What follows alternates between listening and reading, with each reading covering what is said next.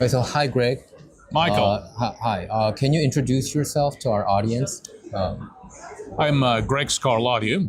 I'm the president and CEO of the Washington, D.C. based U.S. Committee for Human Rights in North Korea, HRNK.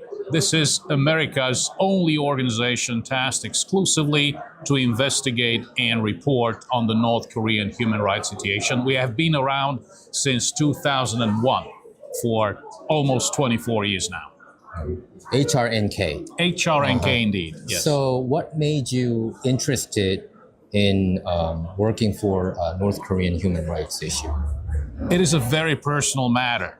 I am a naturalized American. I was born and raised in communist Romania under the regime of Nicolae Ceausescu, who was Kim Il-sung's friend. Romania was the one country that was most similar to North Korea during the days of the Cold War.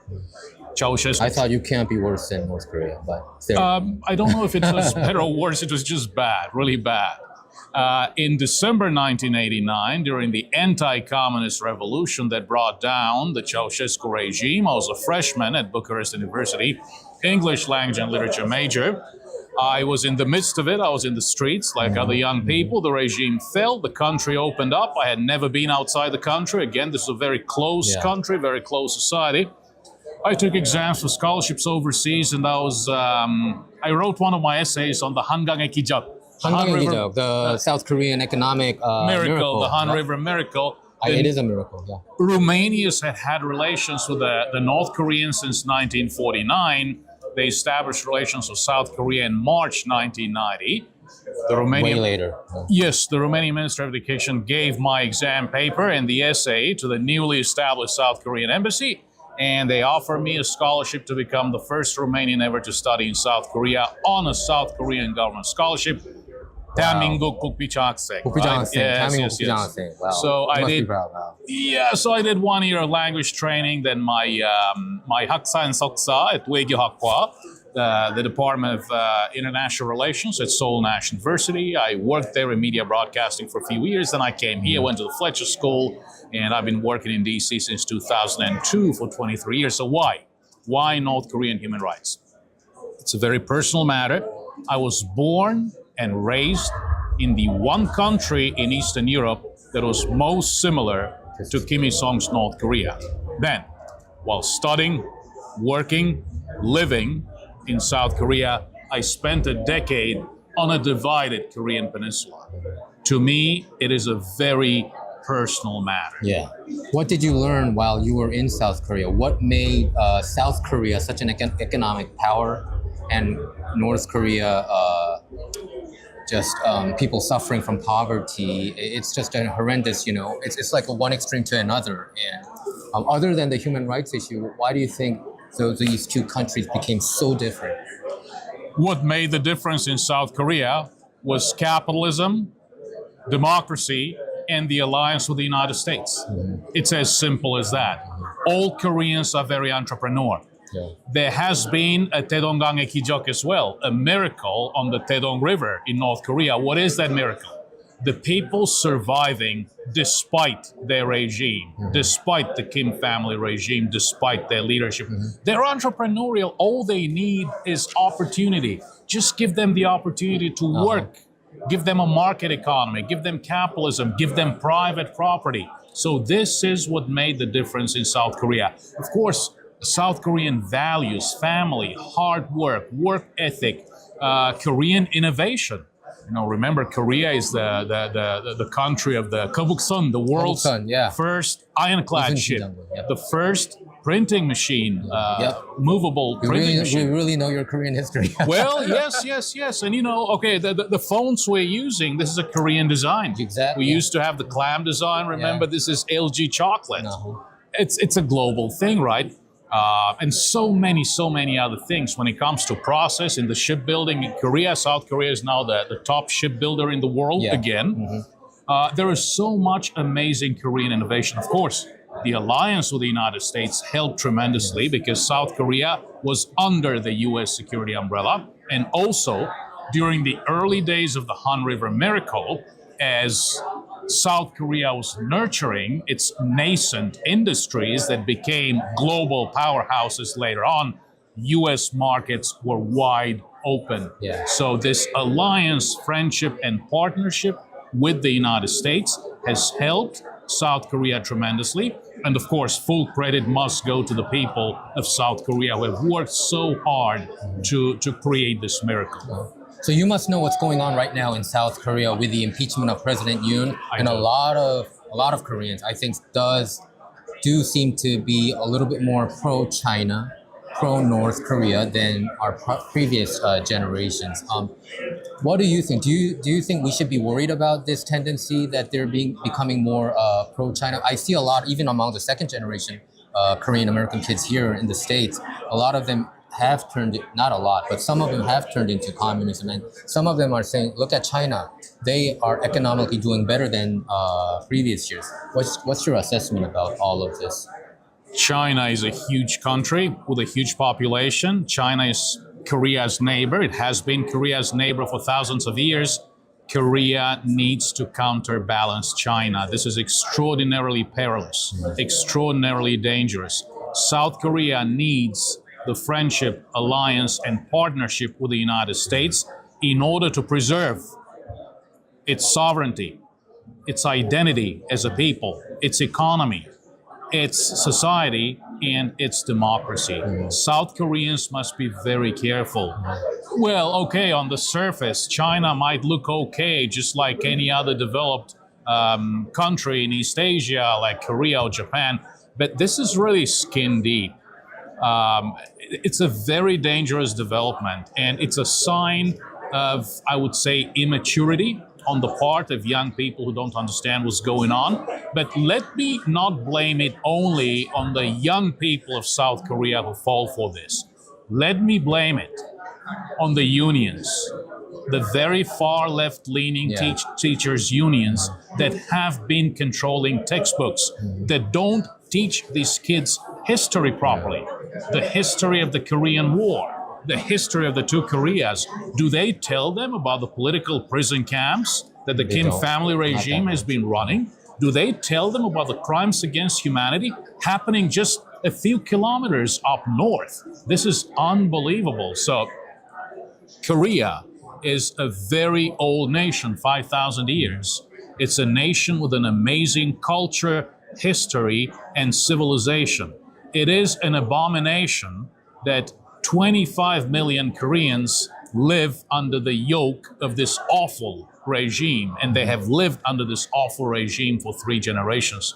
These are brothers and sisters of the Koreans living in the South, and China is a culprit. China is fully culpable for this division. China is fully culpable, for example, for forcibly repatriating North Korean refugees to conditions of danger, to a place where they face a credible fear of persecution. This is a blatant and direct violation of the 1951 UN Refugee Convention. China is a party to that. They claim they're illegal economic migrants. It doesn't matter why they left. They face a credible fear of persecution.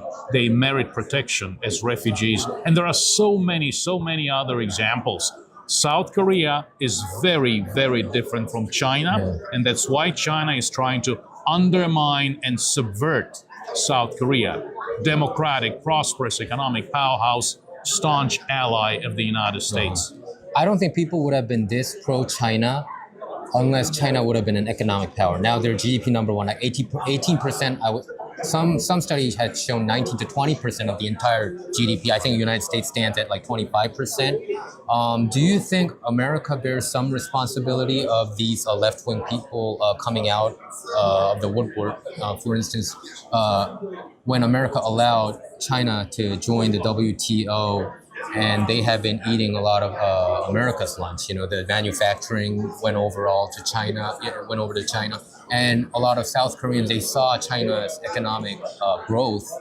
And if you see these kind of economic growth, automatically, not me, but many in the population would gravitate towards it. And what's your thought on that? Let me oversimplify my answer. Yeah. Indeed, the hope was that if China joins the World Trade Organization, the WTO, everybody will make money, everybody will grow, they will go by the rules, everything is going to be great.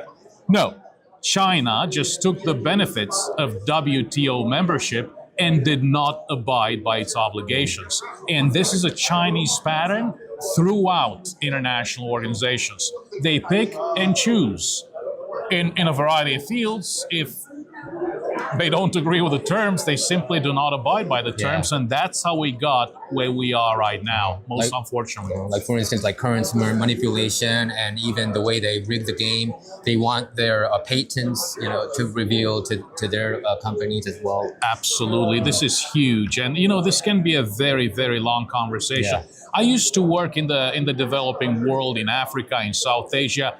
For example, in many African countries, you have villages that depend on the souvenirs they make. Handcraft stuff, they get by. The Chinese come in, they start making the same stuff, they dump it on the market, they sell it at low prices. These communities are obliterated. Chinese investment in infrastructure in the developing world, they don't hire locals. They don't create jobs, they bring in their own people. So this is a very toxic model. Unfortunately, it's a toxic model that is favored by the corrupt elites in the third world, because there's a lot of money for them in this. A lot of corruption, lack of transparency involved. So I have talked with some communist people, second generation, who somehow believes that North Korea should have took over, that the unification wise, that views South Korea being one of the what sort of called like American imperialism. They're just following that pathway, and I think these people don't understand the heinous crimes against humanity. You're an expert about that. I think people are not well educated about this. The three Kim dynasties that went from Kim Il Sung, Kim Jong Il, and Kim Jong Un. Can you tell our audience about the heinous acts they have committed against crime against humanity? This regime has ruled North Korea with an iron fist through an unbelievable level of ideological indoctrination. Number one, day in and day out, once a week, you have to do at least once a week, depending on your job. You have to do your Senghwa Tonghwa, your self-criticism. You pick on others, others pick on you. That's one layer. There has also been an unprecedented level of coercion, control, surveillance, and punishment. Unprecedented in the modern world. Today, as we speak, here in Washington, there are 200,000 men, women, and children being held at the Kwalliso political prison camps. Why 3 generations? Because they apply a system of guilt by association called Yonjaje. Up to 3 generations of the same family are punished. The sin is inherited, right? Inherited. There are many, many other types of detention facilities, and political prisoners, for example, those repatriated from China, are imprisoned at these facilities. The Kyohaso, re-education through labor camps, short-term police detention facilities, Chikyoso, mobile labor brigades, Nodong Talyonde. The whole place is a prison. It's incredible. In the 1990s, up to 3 million people died of hunger and malnutrition-induced disease, while the regime was spending money. Konane Hengun, the arduous march, as they called it.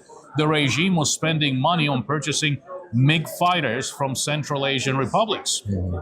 As foreign aid began coming in, they used it as a tool to adjust the balance of payments. They stopped importing food, relied on aid only, directed aid only towards those people who were deemed as essential in preserving the regime. Others were left to die.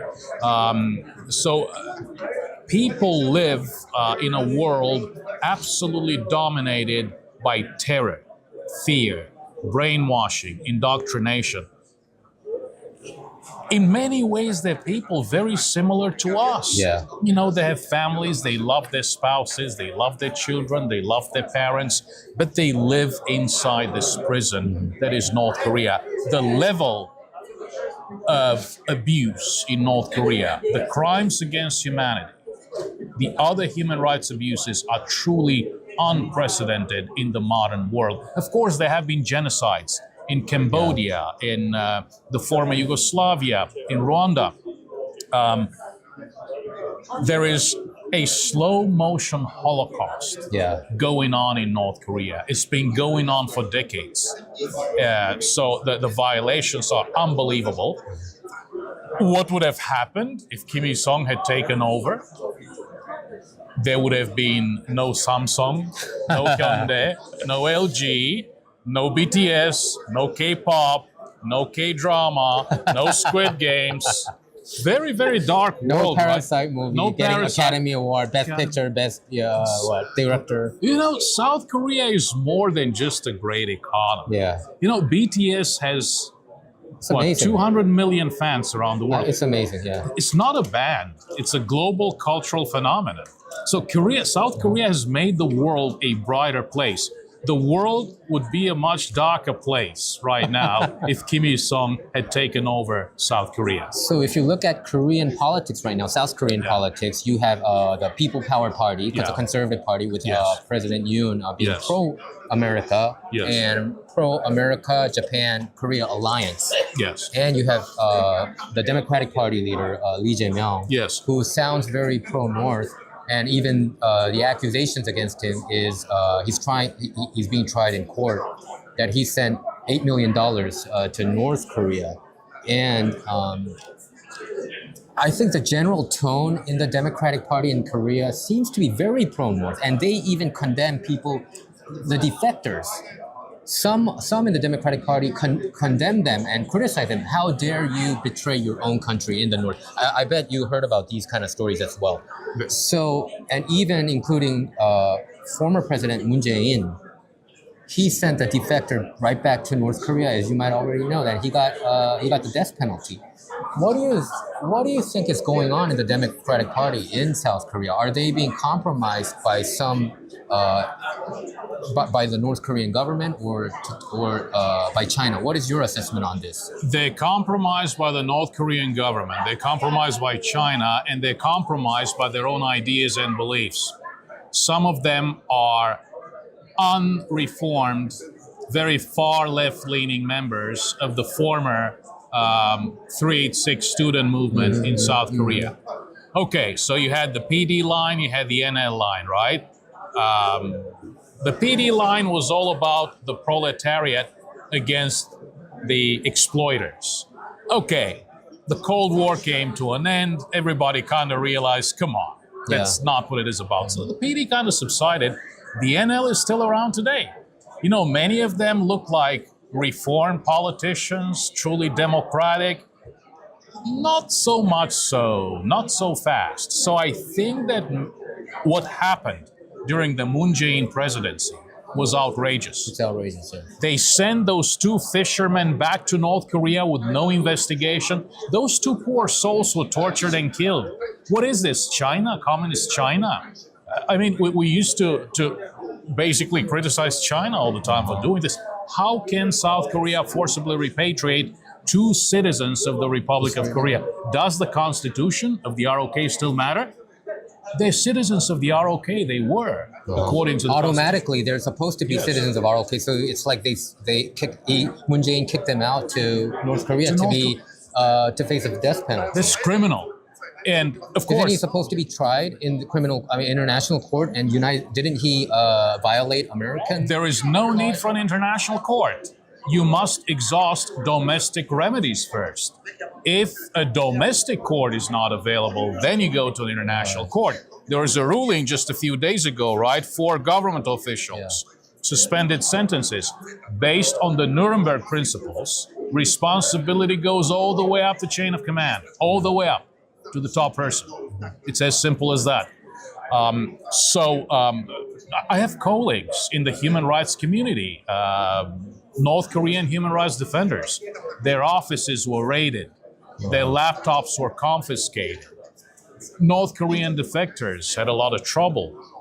And the whole rhetoric was so anti-North Korean human rights. You know, I hear this all the time. Michael Kirby, the former chief commissioner of the UN Commission of Inquiry, used to tell me, Greg, where are the progressives? Give me the progressives. I say, Michael, they don't even recognize your mandate or the UN COI. I cannot, I'm trying. I would welcome dialogue with South Korean progress. Many of them are my school seniors. I know many of them. I really hope that this issue of North Korean human rights becomes a bipartisan issue. The pendulum cannot swing so wildly. Let's make it an issue such as utilities or national defense. It doesn't change, right, with the governments. It should be constant, both the left and the right. Both progressives and conservatives, people on the left, people on the right should regard this issue as an absolutely essential issue. That is not the case. I hear this all the time. Americans are outraged. Oh, how can this be? You know, these people used to be democracy fighters. Why don't they believe in North Korean human rights? This is unbelievable. I say, well, one thing you don't understand is that many of the people who reject the North Korean human rights movement actually believe that, hey, look at Vietnam.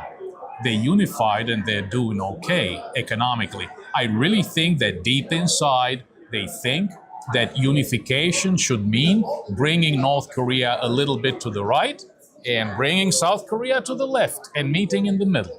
I really think that deep inside that's what's going on. I'm speaking freely right now, so sure. It's just a conversation with a friend. Do you see reunification a possibility? Because to be honest with you, I don't see it coming anytime soon. That's my honest opinion. It has been for the past, for decades. Michael, I speak to a lot of young Korean audiences in South Korea, and I tell them one thing. I understand. You have a lot of problems. This is a wonderful country. It's a highly civilized country, a very modern country. I know life is not easy. It's very competitive. You have to put yourself through good schools, good colleges, get good jobs, make money. You're under pressure. But you know what? Korea has a history of 5,000 years. Prior to the division of the two Koreas in 1945, well, de facto, de jure in 1948, Koreans shared the same culture, same civilization, same language, same history, and most importantly, lived together under the same political system for 1,000 years. 1 millennium. That's a very big deal, 1,000 years, right? Where were European countries 1,000 years ago? So what I tell them is that as difficult as it might be, Korean unification is not a matter of choice. It's a matter of destiny. It's destiny. One generation. So you think it will happen? Destiny, yes. 운명. Okay. 운명에 달린 이슈죠. Yeah. So, there was a great generation that defended the Republic of Korea. They died on the battlefield in the war. There was a great generation that created the Han River Miracle. I'll say there was a great generation that democratized South Korea. So, through sacrifice, South Korea is in the place where it is today. Perhaps, I asked them, in my case, what were my challenges? Well, my big moments, the fall of the Berlin Wall, the fall of the Ceausescu regime.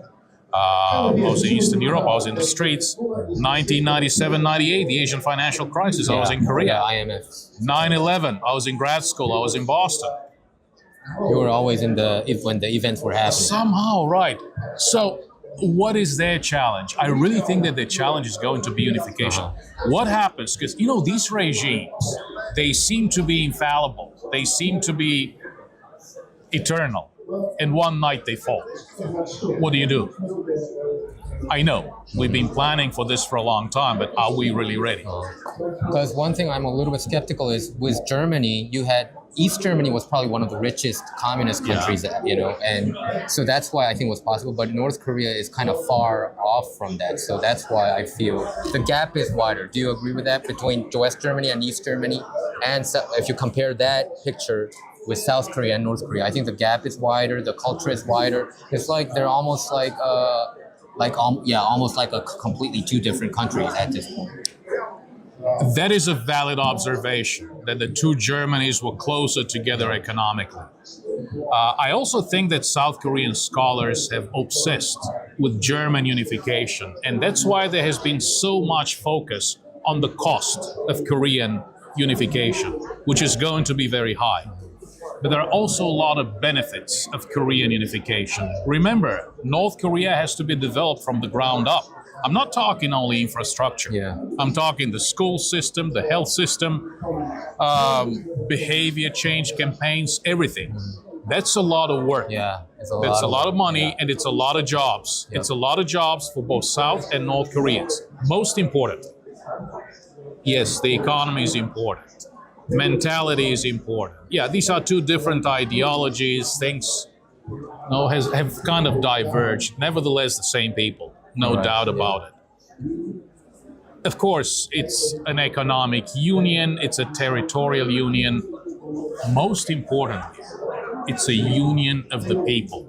So I really think that's what should come first, the unification of the people. You know, I'm originally from Romania. There was a unification 1859 between Moldova and Wallachia, and then there was a second unification in 1918 with Transylvania after Romania won in the First World War.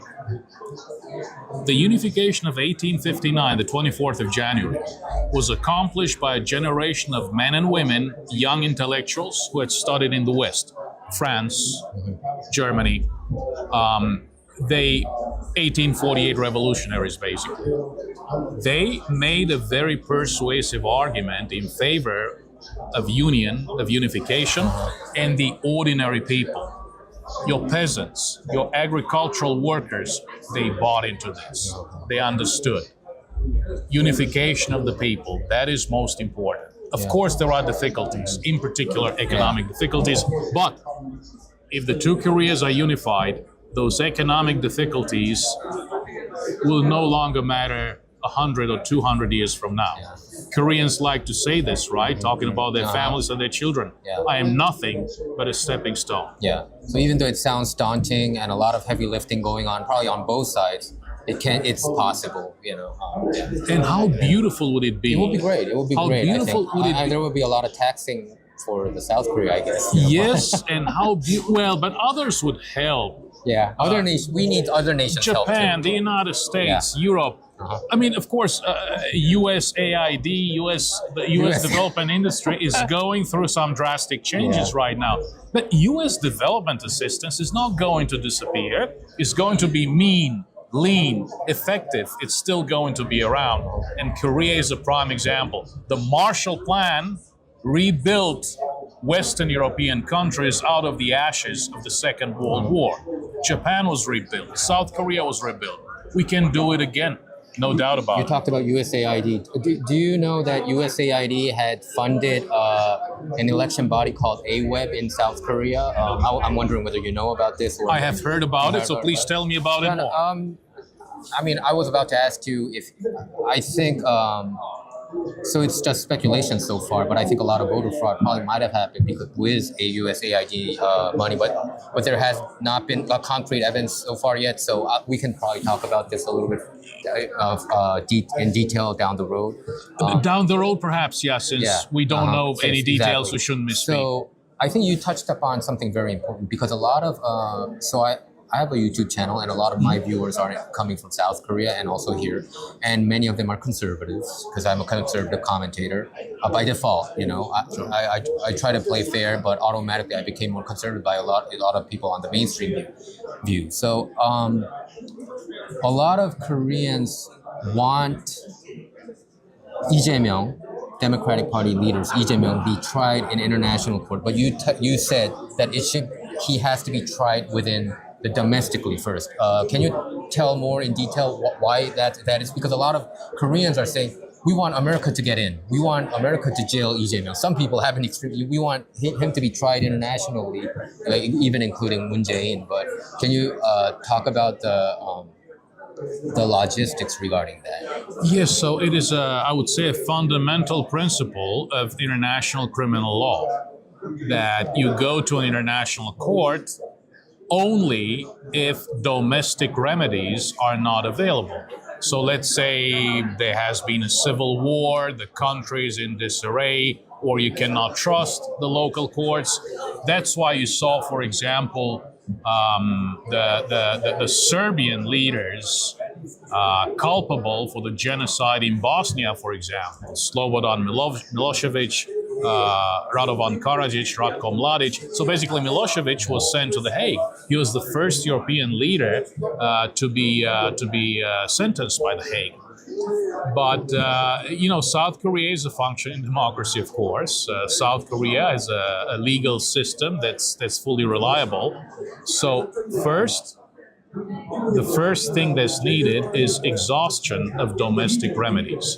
Then you can go to an international court, but which court would that be? So you're saying that that's pretty much, the possibility of that is pretty much nil, right? It might have to be decided within domestically in South Korea, right? I would. At this stage, it's a very remote possibility, to say the least. Yes. So you have this special love towards South Korea. South Korea is going through some turmoil right now with the impeachment of President Yoon. The Constitutional Court might come to a decision come March, early March or mid-March. What do you think about this whole impeachment saga, and what's your prediction of it? What President Yoon did, I'm fully aware of the story. I know why he did it. It had to do with, election interference and that kind of thing. He wanted to uncover voter fraud. Uncover voter fraud, basically. So, okay, I see. South Korea is the world's 10th, 11th, 12th largest economy, very modern, very developed. Yeah, it's kind of surprising and shocking to see martial law in South Korea. I think everybody was taken by surprise. Well, what happened? 190 members out of 300 members of the National Assembly voted to take down the martial law. Yeah. What did President Yoon do? He complied. Yeah, he complied. Within 6 hours. Within 6 hours. So, was there a rebellion? No, absolutely not. I really don't see the rebellion. Of course, any issue is not only defined by the legal aspects. Any legal issue is legal, moral, ethical, and political. Yeah, you're In right. President Yoon's case, the political factor weighs really heavily, Yeah. I think. If you ask me, do you think it was a rebellion? I would say no. Was this awkward? Was it politically unwise? I would say yes. It was probably politically unwise. It was not properly calculated. But does he deserve to be impeached? Well, okay, it's not up to me to judge, but I don't really see the rebellion there, quite frankly. I think he probably had no choice. That's what I thought, with President Yoon. But I think the term martial law itself, that conjures a lot of emotions. Given the history of Korea, indeed, it stirs up a lot of emotion. And I'm sorry, I should have said every legal issue is legal, ethical, moral, political, and emotional. Okay. So the political and emotional factor here are quite important, I think.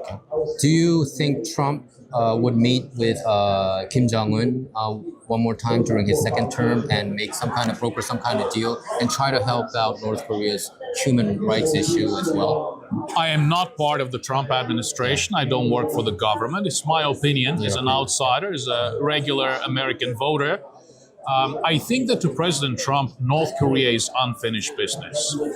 I am not sure that he will have another summit meeting, but I think that he will attempt to engage North Korea. You look at the senior officials in charge. Ambassador Grenell is a very highly seasoned diplomat, a very refined diplomat, with a direct line to President Trump. Remember, during the fires in California, the First Lady, Melania Trump, was sitting on one side and Ambassador Grenell on the other side. That's how close he is. Yeah. So diplomatically, this is a signal that was sent to North Korea. A very senior, highly seasoned diplomat, former ambassador to Germany, former deputy director of the CIA, who has a very direct and immediate line of communication with the president, has been put in charge of these difficult countries as special envoy. This is an open door. I think that the ball is in Kim Jong-un's court, and the administration has also made it clear. We have not abandoned FFVD, full, final, verifiable denuclearization of the North Korea. President Trump is a very tough negotiator. He will not give up his fundamental strategic objectives. The short answer to your question is yes, I think there will be engagement during Trump 47, perhaps even a summit meeting. We will see. Can you any last words you want to tell to our audience, and where can our audience see your work? Please visit hrnk.org, hrnk.org. All of our reports are posted on our website. If you're a student of Korean studies, North Korean human rights, North Korean regime studies, please visit our website. Of course, it goes without saying, after having some support under the Obama administration, and especially the Trump 45 administration, the Biden administration defunded our satellite imagery analysis program. So we have depended on generous donors where, if I may, exclusively privately funded. Anything you can do to help us, help our mission, what we do is what Kim Jong-un fears the most. We find out and tell the truth about North Korea. We tell the truth about the crimes of the Kim family regime. Thank you for being by our side. We stand together, we fight together, we win together. Thank you, Mike. Thank you very much, Greg. You're doing such a great job. It was an honor interviewing you. Thank you, sir.